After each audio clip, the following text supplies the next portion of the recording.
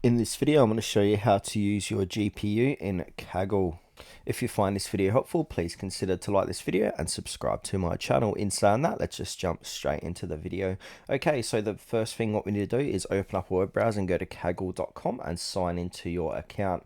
Now, once we're signed into your account, we want to go ahead and click onto the create button and then click on to notebook. Now on the right hand side, we're going to see notebook here. We need to scroll down from here, and where it says session options, scroll down again. Now at the bottom of here under tags here, it says want more power, access GPU, TPU at no cost, or to turn on an internet connection.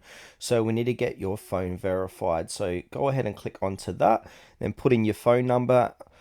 Click on I'm not a robot, start verification. That's going to send you a code, put that code in, and then from there, under session options, it's going to say accelerator, and then you can go ahead and use your GPU from there once your phone number is verified.